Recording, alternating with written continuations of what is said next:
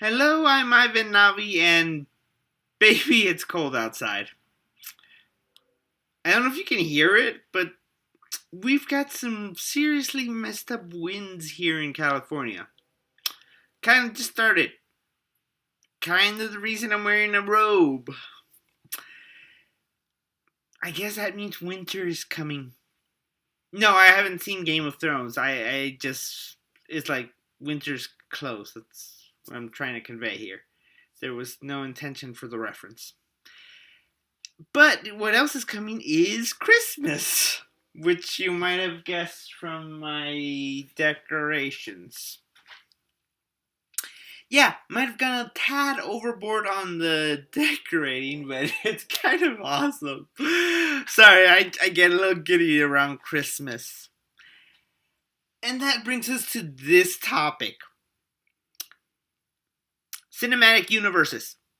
No, I didn't have a segue. It's just like Christmas time, I really like the fact that I have so many decorations. So, yeah, we're going to do Writer's Corner, where as a writer, I'm going to observe something and try to my thoughts to you.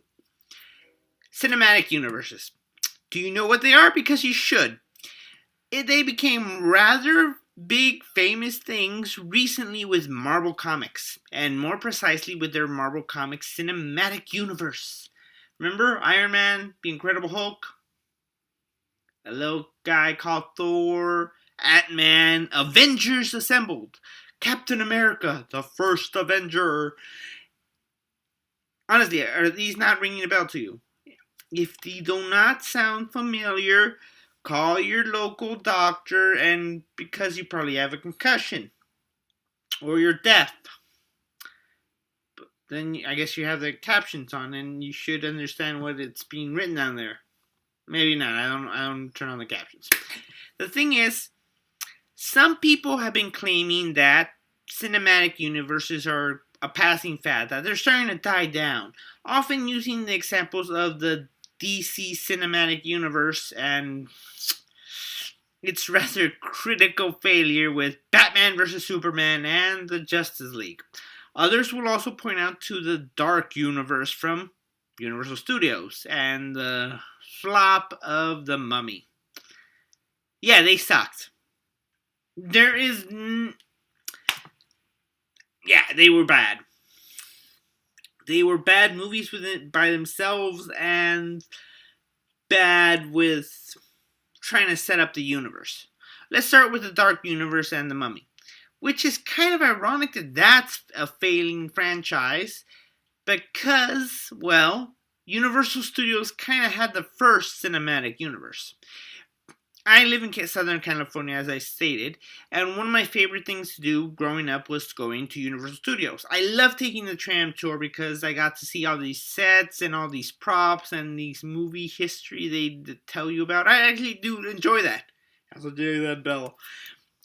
One of the things that I did note over time was that they did kind of have a shared universe. You had movies where monsters would cross over. The Mummy, Abbott and Costello meet Frankenstein, and The Mummy, Dracula fights the werewolf. All these stuff. They had a shared universe that they interconnected. It didn't take off where everybody wanted to do that, but it was a thing. And yeah, you had monsters fighting monsters, which was awesome. But over time, that passed. Actors moved on to other things. The studio didn't see it as financially feasible anymore. New things came in. Color movies showed up. They wanted to do other stuff. These things happen. And every once in a while, you'd get another crossover movie. Freddy versus Jason. Whoever wins, we all lose. You'd get characters from different movies just pop up in another movie. Maybe you'd notice it, maybe you wouldn't.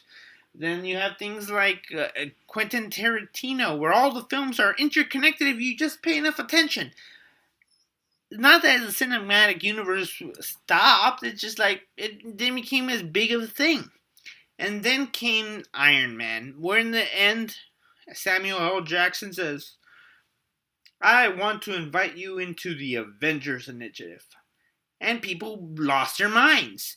The thing was, They wanted to recreate the Marvel comic universe as film, which was an exciting idea. Yeah, remember probably when you saw Superman Christopher Reeves take into the air, it made you believe this character was real. Whether it was Keaton or Nolan films, you saw Dark Knight rise and fight evil, justice, and be the Bat. That was good. You got to see this character larger than life appear before you. And here was something trying to live into the comic, not just Iron Man, but the entire comic universe. You could see characters like Captain America square off against Iron Man, Spider-Man swing through the streets, and that was exciting, especially with the success of the X-Men films, backing it up, making it seem like it could be a possibility. And people were stoked about it because think about it. You could see your comic book characters come to life and interact with each other. That was something we comic fans were missing. And you know what?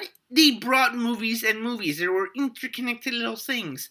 When the Iron Man was done, Iron Man 2 came, and there was hints about S.H.I.E.L.D. and other things. And then we get to see the Hulk movie, which, yeah, admittedly didn't do as great as others. But at the end, there was an end credit scene where Tony Stark struts up to the bar and says, "Hey, General Ross." And then we got to see Thor's hammer at the end of Iron Man 2, and all these cool little things. And yeah, we saw Captain America talking to Tony Stark's father. And then that moved into the Avengers, where we finally saw a crossover. A proper crossover with these characters interacting, fighting each other, fighting the bad guy. And it was a big event. Things led up to it. And then they went through their own movies. But they came back in Age of Ultron 2. Maybe not such a great movie, but it still happened. And it meant something. And here we are.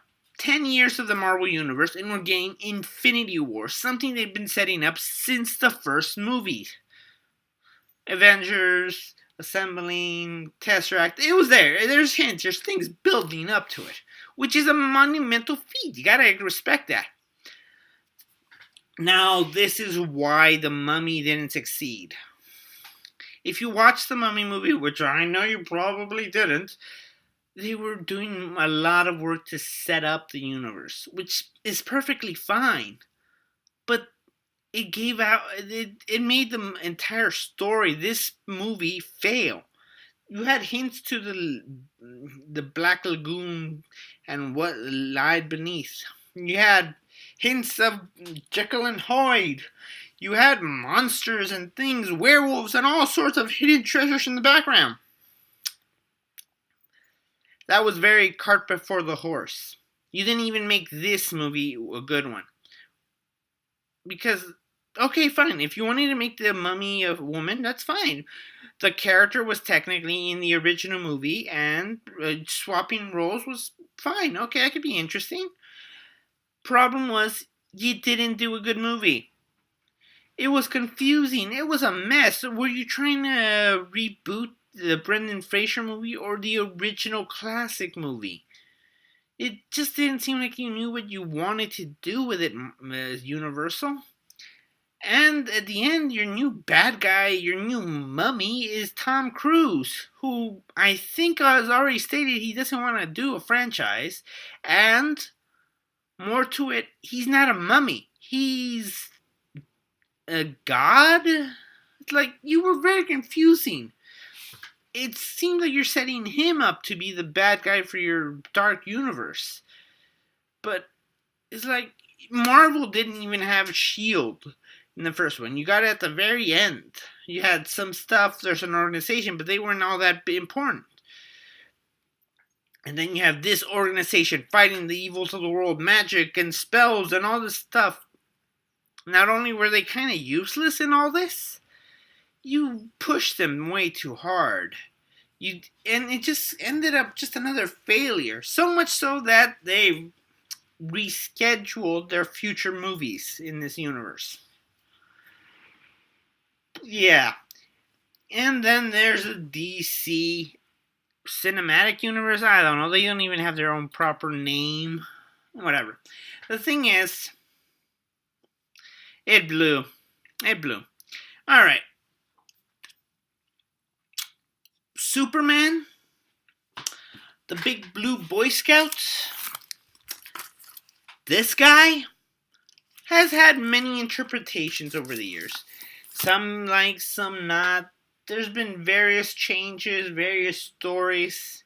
But in essence, there's a certain core to him, something you understand. And you wanted to make it in a more realistic universe, taking after the Christopher Nolan films. First thing, you're a dirty, dirty liar. There were far too many sci-fi elements in the movie. And yes, I know it's an alien, but it's far too sci-fi. You spend like the first hour or so, half hour, on an alien planet watching all this weird tech go around as Jor-El does this and that, and was that a dragon? Alright, then you go back to Earth. And I will grant you there is some merit in your premise.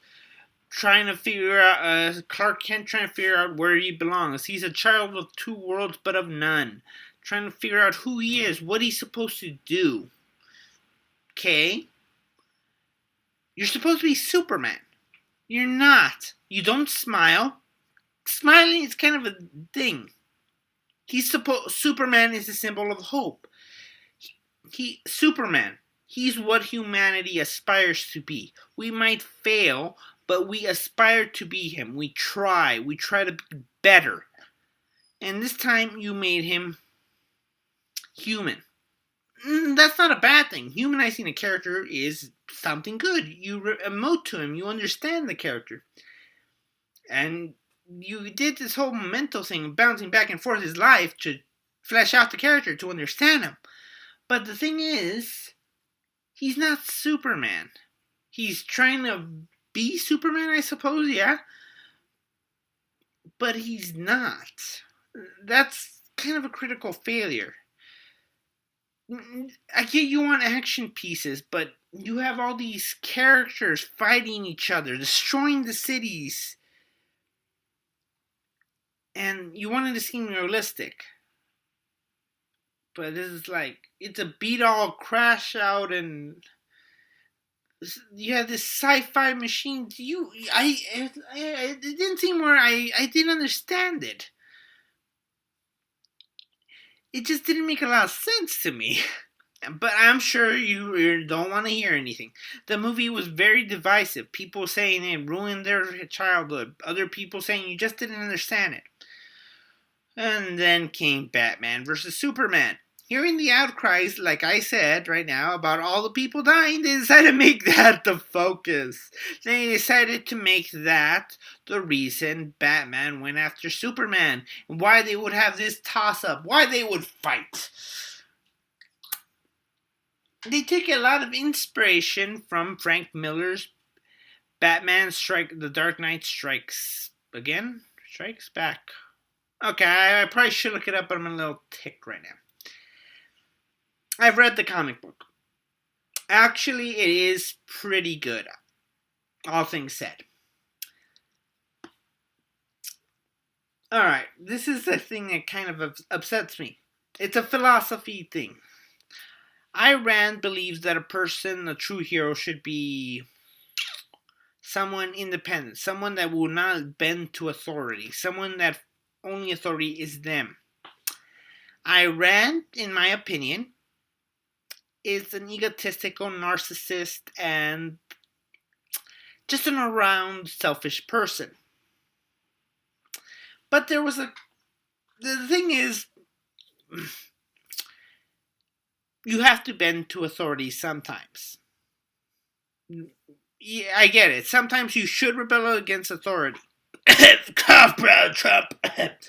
Oh, sorry, it must be the cold. But other times, you shouldn't. Sometimes you do have to listen to somebody else. Let's say, I don't know, gun laws. Maybe you shouldn't try to steal guns if you're insane. But there was a strong dichotomy, a difference between opinions of this in the comic books. Superman was the Boy Scout, listened to the government, did everything they told him, no matter what, and that would lead him down the right path. But he became kind of a lapdog, tack dog. Batman saw that the government was getting corrupt, pig-headed, and causing trouble. So he took it upon himself to fix his own city, to do what was right. Which in itself is not bad. This example, how it was set up, was good. In the movie, they lost all this, which would have been an interesting introduction, a discussion, visuals, and everything. No, it was a lot of nonsense. It's like, yeah, they don't know what they want to do with it. And they want it to be dark. Again, Superman is a symbol of hope, not necessarily a dark character. He is the thing, the light that guides us through the dark.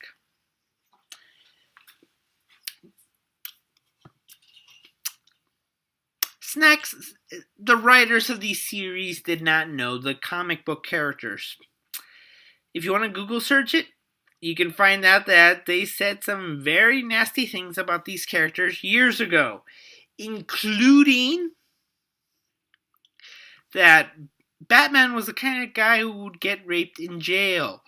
Making Batman vs. Superman is just admitting that the studio has run out of ideas. I am not kidding. They said it. It's clear to me that these people behind these movies not only don't know the characters, I don't think they want to make these movies. They just want the cash. Now, enter Wonder Woman. It was like there was color. It was not meant to be dark. It was meant to be Wonder Woman. To be an inspiring figure, an inspiring character for girls. That they too can be strong. They can too be heroes. They can change the world. And you know what? It was written by someone who respected those ideas, those thoughts, that meaning, that symbol. And they went through it. They wasn't a dark character. It was to bring hope, to joy, to bring spirit. And you know what? People like that movie. A movie that followed the character as it should in the comics. What? That's the most popular movie? But I'm sure Suicide Squad and their gritty, funky take was a success. No. You had Harley Quinn, who really wasn't a Harlequin. Killer Croc was kind of there. Diablo blew up. Like, why are you suddenly family? We've known each other like a day. Rick Flag. Honestly, he's always been kind of forgettable. Why is Katana there? You see, that movie didn't make sense. Why do you even have the Joker there? You're trying to put a big name there?